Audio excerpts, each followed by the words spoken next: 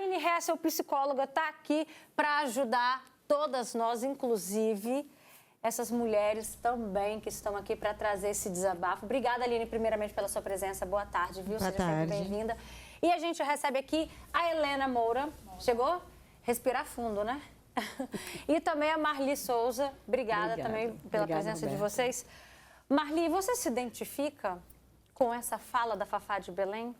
Boa tarde, Boa Roberta. tarde. Boa tarde a todos. Com certeza, me identifico muito bem. Porque o que ela disse ali, verdadeiramente, me fez lembrar de tudo que eu passei. Você tinha noção dessa palavra, que você já vinha praticando isso? Somatizar. Só ir acumulando, aderindo cada vez mais responsabilidades, funções? Não tinha imaginado essa palavra, não pensava, nem sabia que existia. Só depois de tudo que eu fui entender. O que você somatizou na sua vida? Foi muitas coisas, né? Trabalho, excesso de trabalho, achar que ia dar conta de tudo. Foi numa época de pandemia, onde muitas coisas acontecendo, eu estava bem e eu tentei fazer o meu melhor, né? Trabalhar, cuidar de casa, ajudar a família, porque aconteceu muitos, né, problemas de saúde sobre o Covid na época. E aí eu estava me sentindo cansada, exausta. Pensei comigo mesmo, vou fazer um exercício físico para me ajudar. E nisso eu comecei na academia um dia. No segundo dia, eu simplesmente caí na frente da academia, saindo da academia. Fraturei os 2 braços, né? E aí eu tive que parar de uma vez por todas. Então, quer dizer, foi algo físico misturado. Com psicológico, e isso te levou a um esgotamento? Mental, físico, e aí foi a minha saga daí para frente. Cirurgia, fisioterapia, recuperar o tempo que não volta, né? Porque a gente nunca volta atrás, e descobrir os problemas que foram causados, que hoje eu pago um preço caro por isso. Inclusive questões até mesmo psicológicas? Psicológicas, que é muito difícil. Às vezes eu imagino, não sei se eu suportaria mais aquilo que eu suportei antes. Helena, então é difícil. Falar em suportar, essa é uma palavra que você também vem praticando nos últimos anos? Nossa, é suportar, adequar, se encaixar, é tudo. Somatizar, igual a gente viu a Fafá falando agora. Somatizar. Não, e eu fui parar no hospital também. Eu cheguei no hospital, o médico pensou que eu estava tendo um ataque cardíaco. Eu subi de cadeira de rodas e eu fiz enzima cardíaca. Tudo quanto foi exame, no final ele falou, você teve uma crise de pânico. Isso a curto prazo não vai te causar muita coisa, mas a longo vai. Você vai ter que ir no psiquiatra. E aí eu fui. E aí eu fui fazer vários exames. O meu cortisol estava 10 vezes acima do normal. Tipo, estresse violento. E muita coisa que se somatiza, né? Eu somatizei muita coisa. Primeiro foi o diagnóstico de autismo do meu filho, depois o término de um casamento longo, depois veio uma segunda graduação, e aí você tem que dar conta de tudo, e aí de repente você é mãe solo, e de repente você tem que dar conta da casa, e tem que dar conta, você tem que dar conta. E aí você fica por último, você vai ficando por último. Eu tenho que dar conta do meu filho. Aí veio agora, o ano passado, uma osteoporose dele aos 8 anos de idade, aí você tem que dar conta de mais isso, encaixa isso aí em tudo que você está vivendo. Aí é um balé que você tem que fazer e você vai ficando por último. Aí o que acontece? A somatização, ela vem te cobrar. E você aí de casa, o que você também vem somatizando? Será que você também já está nesse ponto de um limite, de um esgotamento emocional? Essa somatização, igual a Fafá de Belém está trazendo para a gente esse relato.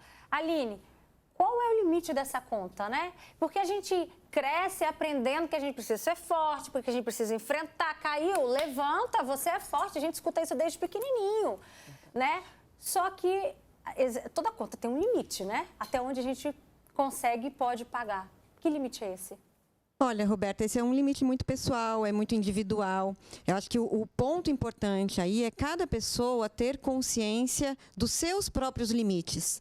né? Eu acho que essa é uma educação do ter que dar conta de tudo, ter que fazer tudo, é algo que a nossa geração, as gerações mais atuais, têm questionado, né? O que significa dar conta de tudo? Porque esse tudo acaba envolvendo trabalho, amigos, família, casa, e não envolve, muitas vezes, o autocuidado. Então, o corpo, a saúde, ela dá sinais.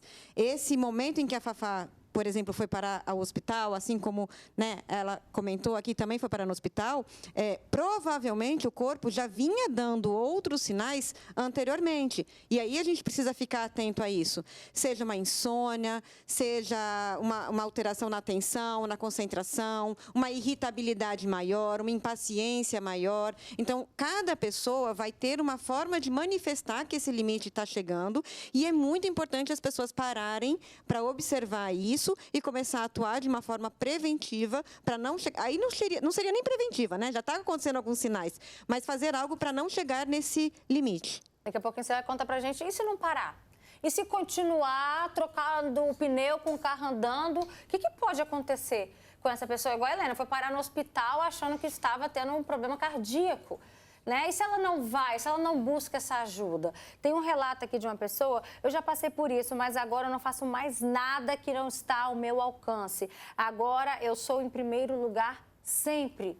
Mas não é fácil evoluir para esse pensamento. Não é fácil, às vezes, depois do dia inteiro de trabalho, você pensar assim, chegou em casa, eu estou cansada, não vou lavar a louça hoje. Tem gente que se cobra todo dia de fazer, né, as tarefas de casa, as tarefas do trabalho. Também tem gente dizendo aqui, eu já passei por isso, ansiedade, mas Jesus me curou, hoje eu vivo o hoje, pois o amanhã a Deus pertence. Nossa saúde vale mais e o tempo dele, né, e o tempo não volta, exatamente é o que você disse, Marli. Daqui a pouquinho eu vou ler mais comentários. Aí, uma das orientações que os profissionais da psicologia, os profissionais da área da saúde sempre trazem para a gente aqui no programa busca atividade física, né? Você está se priorizando. Aí você vê o caso da Marli, que buscou e se acidentou. E só piorou o problema, as questões psicológicas, né? Muito. A falta da atividade física para você acarretou em quê também, Marli? É porque a falta de atividade física me deixava mais ansiosa, nervosa. E aí eu falei, vou fazer atividade para me melhorar esse lado meu, para me suportar tudo aquilo que eu estava passando. Só que depois eu descobri, aí veio fibromialgia, veio retocolite ulcerativa, espondilite anquilosante.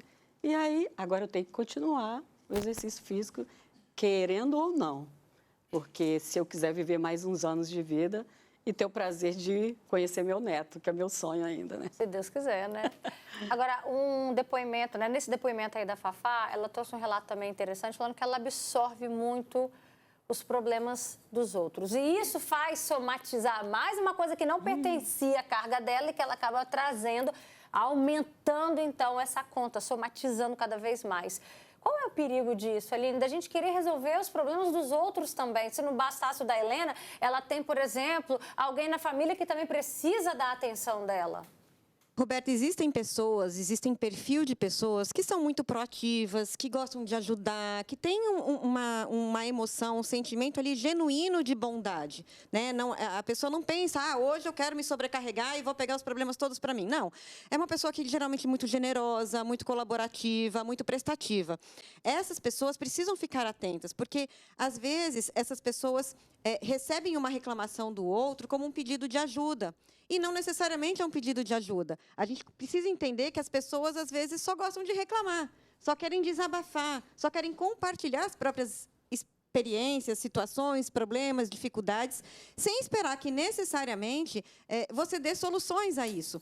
Então, é muito importante vocês, pessoas que geralmente centralizam esses problemas, que aprendam a acolher essas pessoas e simplesmente compartilhar a dor dela. Então, se alguém chega para você e fala, nossa, eu estou me separando, né? Como você falou, um exemplo aí do filho que está se separando. Nossa, meu filho está se separando. Nossa, que difícil que você está passando por isso, né? saber A gente também simplesmente precisa falar desenvolver isso. esse filtro, né? Exatamente, um limite em falar, nossa, que difícil que você está passando, né? Deve ser muito sofrido. Porque, às vezes, a pessoa só quer isso. Ela não quer necessariamente que você dê a solução.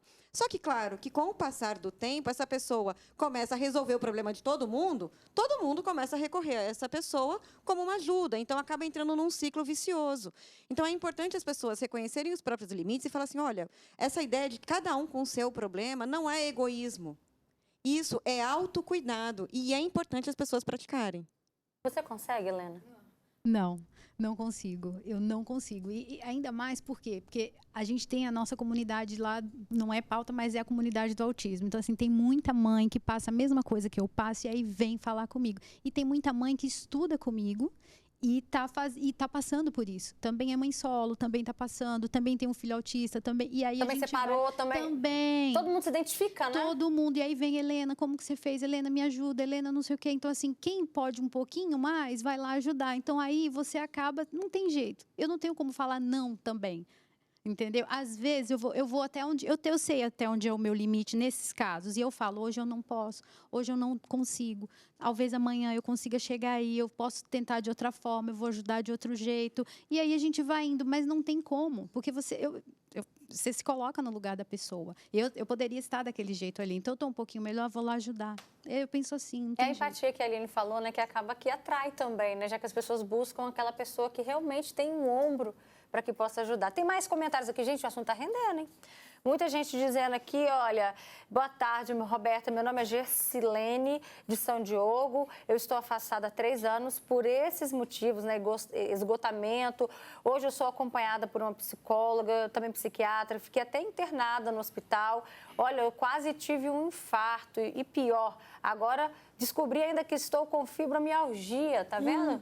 Ainda vai do físico pro psicológico, do psicológico pro físico e assim vai indo. Também tem outro comentário aqui da Cláudia, falou que está passando por isso, não descansa. Ela faz tudo e não dorme mais que 10 minutos à noite, tudo me preocupa, ela diz. Acho que muitas mães têm essa fala na vida, né? Que dorme preocupada, acorda preocupada, é com o pai, a mãe é que está acamada, é o filho que está em tal fase. Como ajudar essas mães, Aline? Roberta, infelizmente aí a conta ela aperta mais para as mulheres, né? A gente sabe não são só as mulheres, os homens também passam por essas questões, mas a gente vê que a realidade hoje da mulher ela acaba sendo muito sobrecarregada. A gente vê muitos dados que são colocados, né? Que mesmo mulheres trabalhando fora acabam tendo muito mais trabalhos domésticos, assumindo mais os trabalhos domésticos e de cuidado. Em torno de 80%, viu, dos trabalhos domésticos ficam para as mulheres. Exatamente. As mulheres elas trabalham em média 9 horas a mais por semana com os cuidados domésticos e de outras pessoas do que os homens, mesmo os dois trabalhando fora, né? Então isso é uma matemática que não fecha, né? As escolas têm 90 dias por ano de férias, 60 dias de anos por férias, e quem trabalha tem 30 dias de férias, né? As escolas, as creches, elas proporcionam 5, quando são integrais, 7 horas, mas as mulheres são cobradas a trabalhar 8, 9, 10 horas por dia. Então, é uma matemática que não fecha. Então, a gente precisa, como sociedade, e a gente vê aí as consequências de uma sociedade que não cuida das pessoas, né? A gente vê aí, né, as questões de infância e adolescência. A gente precisa, como sociedade, pensar em estratégias, né? Desde as empresas pensarem em licença paternidade digna, para esses homens também assumirem esses cuidados de casa, né? O reconhecimento da necessidade de escolas e creches em horários adequados para dar o suporte para essa mulher. A consciência da família e a importância das redes de apoio. A Fafá falou sobre isso. Exatamente. Amigos e familiares, como é importante ter essas pessoas ao lado. E também a importância do saber pedir ajuda. É importante a gente saber doar, é importante a gente dar o nosso tempo. A gente tem essa questão, né, de nos ajudarmos como sociedade, como cultura. Temos que fazer isso, sim, mas também temos que saber o nosso limite e quando pedir ajuda. E pedir ajuda. Pedir ajuda não é fraqueza, pedir ajuda não significa que você é menos do que o outro. Significa que você é humano. E isso pode te dar margem, até mesmo para o outro ter mais facilidade de pedir ajuda quando ele puder. Perfeito. A Fafá tocou nesse ponto que você trouxe agora, Aline, da importância da rede de apoio. Ela disse claramente no vídeo, graças aos meus amigos, né, eu tenho amigos, eles que me levaram para o hospital. Vocês têm rede de apoio? Temos. Você tem, Marta? Eu tenho. Tenho minha família, né? Minha filha, que é tudo, minha rede de apoio, meu esposo e minha família que está em volta. Mas é aquela coisa, como ela disse, você quer ajudar também. Porque a gente vive hoje um mundo muito sufocante, né? Quando você pensa, vou descansar um pouquinho, aparece um problema. É como ela disse, eu não consigo ver uma pessoa sofrendo e não poder ajudar. Aí você fala, não absolver? Tudo bem, a gente não pode absolver. Mas tem coisa que dói lá no fundo da alma. Quem é mãe sabe, né? Quem é esposa sabe. Então, o sofrimento dos outros faz a gente sofrer. Como é que você não vai absorver um sofrimento do seu filho, de uma filha, por exemplo, né? Quando alguém te pede uma ajuda, você vai para ajudar, mas você acaba absorvendo, porque você chega em casa, você começa a pensar, você vai até pedir a Deus para que ajude, mas você fala, meu Deus, a gente se coloca na posição daquela pessoa, você vai sentir a dor, porque eu sempre digo, só vai sentir a dor quem já passou. Então, se eu passei por esse problema, eu sei como ajudar. E a gente aprende também, como ela disse, a gente aprende a ajudar as pessoas. Então, assim, cada dia eu vejo que eu estou aprendendo mais, que eu estou conseguindo descansar, ajudar, mas, assim, a gente se cobra, porque é a gente que sente, é dentro da gente que tem esse amor. É tão bom, eu acho legal quando a pessoa fala assim, o problema é seu, se cuida. Aí eu não tenho coragem de fazer isso. Você não consegue? Não consigo. Então, por isso que às vezes tem gente que sofre e tem gente que não sofre. Eu tenho familiar que não está nem aí. Dorme tranquilo, acorda linda, plena, mas eu não consigo, eu fico ali pensando aquilo, até passar um tempo. E você, Helena, você tem rede de apoio? Não.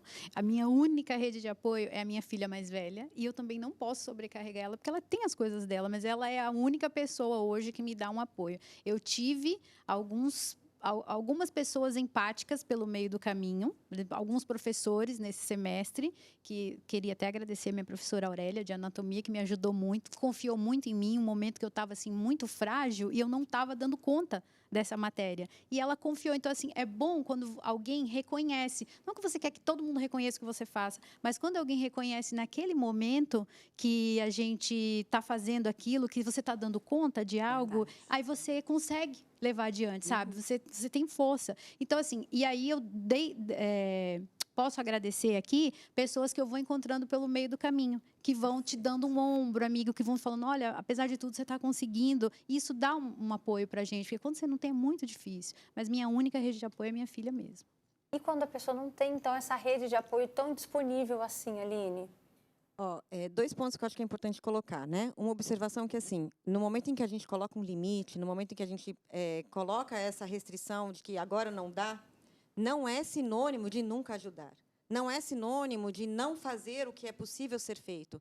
É simplesmente perceber o próprio limite, quando está chegando numa situação onde aquela ajuda já está fazendo mal a nós mesmos. E aí, um segundo ponto é saber que a gente pode fazer reservas emocionais, digamos assim. Então, se naquele momento eu estou me doando, se naquele momento eu estou sendo útil naquela situação, até porque o ajudar também é bom para a saúde mental. Quando a gente se doa, quando a gente ajuda uma pessoa, tem um impacto emocional muito importante. Mas é importante nós termos as nossas reservas. Então, agora eu estou me doando. Agora eu cheguei em casa, né, é um momento que eu não estou me doando, não estou ajudando alguém. Não se exigir tanto dentro de casa que seja. Não se exigir que a casa esteja extremamente limpa, que as coisas estejam exatamente num lugar e num cuidado extremo, né? Se priorize. Mais do que um chão limpo, talvez valha a pena, naquele momento, você, se tiver condições, dar uma caminhada. Se você tiver oportunidade, vai caminhar ao ar livre, o contato com a natureza. A fé é uma coisa que pode ajudar bastante, onde dá uma reenergizada na gente. Mas isso ainda significa autocuidado. É algo que você faz para você. Seja uma atividade física, seja uma comida gostosa, seja uma ligação para uma pessoa legal. É você ter mecanismos ao longo da vida, pequenas recargas emocionais que vão te ajudar. Me faz muito bem assistir uma comédia. Senta um dia, reserve esse momento, se priorize. Isso não, muitas pessoas acabam se sentindo culpadas nessas situações. Essa que é a grande questão. Nossa, uma tarde, 2 horinhas que eu posso sentar, mas aí fica ali a cabeça. Nossa, mas como é que você vai sentar 2 horas para ver um filme? Eu tenho que lavar a louça. Eu tenho que lavar a louça. Não, né? eu vou sentar e eu vou ver 2 horas de um filme prazeroso. Eu preciso disso justamente para poder dar conta das outras coisas que eu vou ser necessária. Estar bem, estar de bom humor, estar com a minha atenção e concentração equilibradas o máximo possível para dar o meu melhor. Tem um comentário aqui também de uma pessoa dizendo: a somatização de problemas é algo terrível. Eu não tenho uma gripe, igual a Fafá falou, eu tenho uma saúde de ferro, mas é incrível como a mente nos adoece. Já fui parar no PS por ansiedade, síndrome do pânico, fiz até tomografia com medo de ter alguma doença grave. É tudo desgaste da mente. Então, quer dizer, isso pode ser tão prejudicial quanto também, né, um desgaste físico daquele excesso de trabalho, no sentido de quando a gente vê pessoas trabalhando de 7 da manhã até meia-noite, é tão desgastante o físico quanto o mental e o mental quanto o físico, né, Aline? Sim, isso vai ter um preço. A longo prazo, como, né, ela estava falando, agora ela está cheia de diagnósticos, cheia de tratamentos, então a conta ela vai chegar. Hoje ela precisa parar para cuidar de doença. Então, por que não, ao longo da vida, cuidar da saúde, né? Para que, com mais tempo possível de vida, a gente tenha uma vida com qualidade, né? E se a gente não parar para cuidar da saúde, seja física, seja mental, o nosso corpo como um todo, essa conta ela vai chegar, podendo chegar a infarto, podendo chegar a AVC, podendo levar a consequências na saúde da pessoa que vão progredir para doenças crônicas e talvez até mesmo a morte. Ó, tem um comentário da Márcia Marques falando: por conta de acúmulos de coisas, eu tive paralisia facial por conta de estresse. A que ponto que chega, né? É isso aí, paralisia facial, infarto. AVC. Tem pessoas que perdem o movimento, muitas vezes, dos membros, porque o estresse chegou a tal ponto que problemas de pele, enfim, existe uma série de consequências aí que, ao longo da vida, essa matemática e essa conta vai chegar. Como é que tá hoje, Helena? Trocando pneu com o carro andando. Exatamente. Eu só vim hoje porque a aula de hoje acabou.